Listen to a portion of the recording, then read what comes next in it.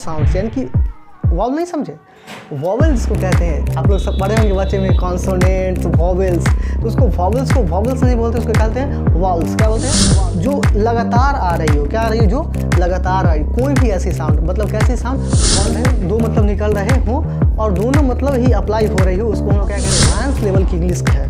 आपको इसको समझने के लिए पहले तो बेसिक इंग्लिश आना ज़रूरी है। और या फिर कोई भी ऐसा चीज़ जो नुकीला चीज़ हो, उसको हम लोग क्या कहते हैं? क्या कहते हैं? स्पीयर। किसी भी ऐसे चीज़ों को अगर हम चढ़ा बढ़ा करके दिखा रहे हैं, यानी कि छोटी चीज़ है उसको बहुत बड़ा बना करके दिखा रहे हैं। हेलो माय फ्रेंड्स, कैसे हैं आप सब? मैं आशा रखता हूँ सब लोग बहुत अच्छे होंगे और बहुत अच्छे से पढ़ाई कर रहे होंगे। तो आज हम लोग पढ़ने वाले हैं सॉन्ग ऑफ माई सेल्फ, जो पोएम है, उस पोएम के में क्या पोएटिक डिवाइसेस इस्तेमाल हुआ है ये हम लोग पढ़ेंगे। क्या उसमें राइमिंग स्कीम है या नहीं है, क्या है वो पढ़ेंगे। और उसके बाद जो यानी कि सबसे पहले तो यही समझेंगे कि पोएट जो है यानी कि जो वॉल्ट व्हिटमैन है, उनका जन्म कब हुआ था, वो कहाँ के रहने वाले हैं, यानी कि उनके बारे में हम लोग कुछ इन्फॉर्मेशन जानेंगे और हम लोग इस पोएम के पोएटिक डिवाइस को अच्छे तरीके से समझेंगे। मैं आशा रखता हूँ माय डियर कि आप सब लोग जो ये पोएम है हमारे पास सॉन्ग ऑफ माई सेल्फ, इस पोएम को जो मैं एक्सप्लेन किया हूँ वो वीडियो आप लोग अच्छे से देख चुके होंगे और आप सब लोग रेडी हैं इस पोएम के पोएटिक डिवाइस को समझने के लिए। So my dear friends and students, आज का क्लासेस हम लोग चलिए शुरू करते हैं। इस पोएम के poet, song of my self के पोएट हैं वॉल्ट व्हिटमैन, जिनका जन्म 31 मई 1819 में हुआ और उनकी डेथ 26 मार्च 1982 में हुई। और ये आपके ऑब्जेक्टिव के लिहाज से इम्पॉर्टेंट है। अब हम लोग आते हैं यहाँ वॉल्ट व्हिटमैन पे। वॉल्ट व्हिटमैन अमेरिका के रहने वाले थे, यानी कि ही वाज एन अमेरिकन, वो एक अमेरिकन पोएट हैं। और वो क्या लिखते हैं? वो बहुत सारे ऐसे पोएम लिखे हैं जो फ्री वर्स में लिखा गया है। उनका एक सबसे बहुत अच्छा उदाहरण, यानी कि उनका एक बहुत अच्छा उदाहरण, फ्री वर्स का उदाहरण हमारे पास ये पोएम है। इस पोएम में आप लोग देखेंगे तो कहीं पे कोई भी राइमिंग स्कीम नहीं है। देखिए जैसे कि सेल्फ है, मी, आप कहीं पे भी देखेंगे तो कोई राइमिंग स्कीम करने का क्या मतलब है कि जो हमारा शब्द लास्ट का जो सेंटेंस का शब्द होता है, अगर वो शब्द एक जैसा मिल रहा हो, आवाज़ एक जैसी निकल रही हो, तो हम लोग उसको क्या कहते हैं? राइमिंग स्कीम कहते हैं, यानी कि रैम्स कहते हैं। तो इनमें कहीं पर भी आप देखेंगे तो कोई राइमिंग स्कीम नहीं, यानी कि कोई सेंटेंस लास्ट में मैच नहीं हो रही है, आवाज़ एक जैसा नहीं निकल रहा है। तो ये किसको क्या कहेंगे? इसको कहेंगे फ्री वर्स। क्या कहेंगे? This poem has been written in free verse, यानी कि इस पोएम में कोई भी राइमिंग स्कीम नहीं है। सो हम लोग इसको क्या कहेंगे? Free verse. क्या कहेंगे? Free verse. Okay, I hope आपको समझ में आ रहा होगा बातचीत। अब उसके बाद हम लोग देखेंगे क्या इसमें तो राइमिंग स्कीम है ही नहीं, तो इसको क्या कहेंगे? Free verse. इसके बाद जो पोएटिक डिवाइसेस है वो हम लोग देखेंगे। एक और मैं इन्फॉर्मेशन आप लोगों को देना चाहता हूँ। ये जो हमारे पास पोएम है song of myself, this was published, यानी कि ये जो पब्लिश्ड हुई थी leaves of grass. Leaves of grass is a compilation of Walt Whitman, यानी कि लीव्स ऑफ ग्रास एक कंपाइलेशन है। कंपाइलेशन क्या होती है? यानी कि एक ऐसा मतलब कि कई सारे पोएम को अगर एक जगह रख दे तो उसको हम कहते हैं कंपाइलेशन। मतलब कि उस कंपाइलेशन में वॉल्ट व्हिटमैन ने बहुत सारा कविता लिखा, यानी कि बहुत सारा पोएम लिखा। उसमें से हमारा एक क्या है? सॉन्ग ऑफ माई सेल्फ, जो हम लोग आज पढ़ रहे हैं। तो लीव्स ऑफ ग्रास कब पब्लिश हुई थी? That was published in 1855। और जो हमारा ये जो सॉन्ग ऑफ माई सेल्फ है, इस पोएम को टाइटल कब मिला था? 1881 में इस पोएम को टाइटल मिला था। क्या चीज़ का टाइटल मिला था? Song of myself. Okay my dear, तो ये चीज़ आप लोग के लिए इंपॉर्टेंट थी जानना। यानी कि कहने का मतलब क्या है कि ये जो पोएम है, ये पोएम कहाँ लिखा गया था, कौन सी कंपाइलेशन में, फिर कौन सी कलेक्शन में लिखा गया था? तो लिखा गया था leaves of grass. Leaves of grass में इस पोएम को लिखा गया था। कब लिखा गया था? और लीव्स ऑफ ग्रास का फर्स्ट एडिशन 1855 में पब्लिश्ड हुई थी, उसी समय ये आई थी। और इसे टाइटल कब दिया गया था? 1881 में इसे टाइटल दिया गया था सॉन्ग ऑफ माई सेल्फ। यहाँ तक आप लोग क्लियर होंगे शायद। उसके बाद हम लोग पढ़ेंगे, क्या पढ़ेंगे? देखिए, I celebrate my self and Singh my self. यहाँ पे मैं, आप लोग कुछ देख रहे होंगे, मैं कुछ शब्द यहाँ पे लिखा हूँ। पोएटिक डिवाइसेस या फिर कह सकते हैं फिगर ऑफ स्पीच या फिर कह सकते हैं लिटरेरी डिवाइसेस। तो ये सारी चीज़ें इसमें इस्तेमाल हुई है। देखिए हमारे पास यहाँ है माई सेल्फ, एज्यूम, तो ये जो शब्द एक जैसे कि आपको रिपीट हो रही है, माई सेल्फ एज्यूम रिपीट हो रही है, तो इसे हम लोग कहते हैं रेपिटेशन। क्या कहते हैं? रेपिटेशन। यानी कि इस पोएटिक डिवाइस को क्या कहेंगे? रेपिटेशन। उसके बाद क्या है हमारे पास? एटम। ये देखिए, for every atom belonging to me as good belongs to you, इसको हम लोग कहते हैं हाइपरबोल। क्या कहते हैं? हाइपरबोल। किसी भी ऐसे चीज़ों को अगर हम चढ़ा बढ़ा करके दिखा रहे हैं, यानी कि छोटी चीज़ है उसको बहुत बड़ा बना करके दिखा रहे हैं, है ना। आप लोग आई होप समझ रहे हो बात को। किसी भी ऐसे नॉर्मल सी चीज़ है उसको हम बहुत खास बना दे रहे हैं, बहुत बड़ा बना दे रहे हैं, तो उसको हम लोग कहते हैं हाइपरबोल। यानी कि we are exaggerating the things, okay my dear.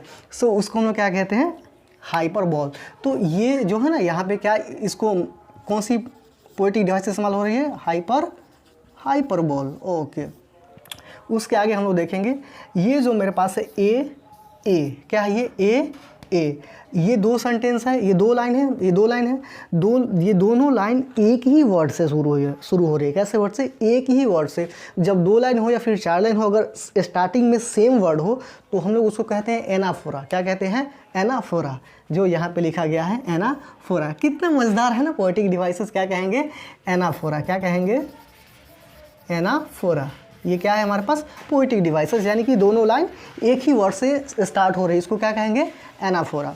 उसके बाद देखिए क्या है, ये जो सेंटेंस है, मैं आशा रखता हूँ कि आप सब लोग, मैं जिस वीडियो में पोएम एक्सप्लेन किया हूँ आप लोग उस वीडियो को देखे होंगे। तो मैं उस वीडियो में इस बात पे मैं मेंशन किया था कि यहाँ पे देखेंगे तो यहाँ पे कोई भी फुल स्टॉप, कॉमा, सेमीकोलन, यानी कि देयर इज़ नथिंग हियर, यहाँ पे कुछ नहीं है। और देखेंगे कि यहाँ पे हमारे पास एक कॉमा है, यानी कि यही सेम सेंटेंस क्या है? यही सेम सेंटेंस इस लाइन में भी आ रहा है, तो हम लोग इसको कहते हैं इंजैबमेंट। जैसे ये देखेंगे इंजैबमेंट, इसको जैसे मतलब कि ऐसा कोई भी सेंटेंस हो, जो सेंटेंस मतलब कि जो लाइन दूसरे सेंटेंस में भी आ रही हो, तो हम उसको क्या कहते हैं? इंजैबमेंट, ओके।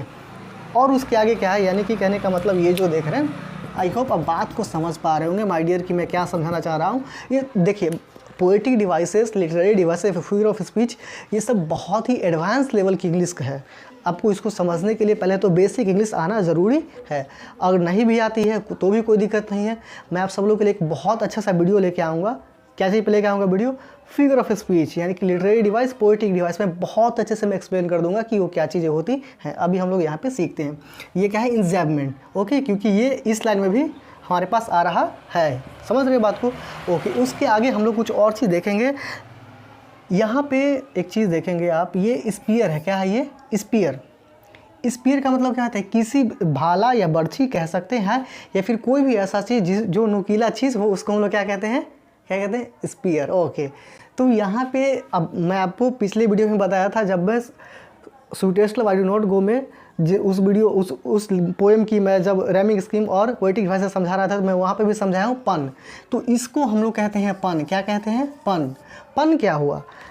कोई भी ऐसा वर्ड जिसके दो मतलब निकल रहे हो, जिसके कितने मतलब निकल रहे हो? दो मतलब निकल रहे हो, और दोनों मतलब ही अप्लाई हो रही हो, उसको हम लोग क्या कहते हैं? पन। तो देखेंगे यहाँ पे स्पीयर का मतलब क्या होता है? भाला, बर्छी या फिर नोकीला चीज़, वो भी इस्तेमाल हो रही है, तो क्या होगा? इसको हम लोग क्या कहेंगे? पन कहेंगे। उसके बाद यहाँ पे क्या लिखा हुआ है? Consonance, assonance. देखेंगे यहाँ पे अच्छे तरीके से क्या लिखा हुआ है? कॉन्सोनेंस और एसोनेंस। कॉन्सोनेंस, एसोनेंस क्या होता है? ये क्या चीज़ है? इसको भी हम लोग बहुत अच्छे से समझने वाले हैं। कॉन्सोनेंस मतलब क्या है? कोई भी ऐसी साउंड जो लगातार आ रही हो। क्या आ रही हो? जो लगातार आ रही, कोई भी ऐसी साउंड, मतलब कैसी साउंड? कॉन्सोनेंट वाली साउंड। कैसी साउंड? कॉन्सोनेंट वाली। बच्चे में पढ़े हो ना भाई, वाउल कॉन्सोनेंट पढ़े हो ना? हाँ, तो वही कॉन्सोनेंट की मैं बात कर रहा हूँ। तो कॉन्सोनेंट वाली साउंड जो लगातार आ रही है सेंटेंस में, तो हम लोग उसको क्या कहते हैं? कॉन्सोनेंस।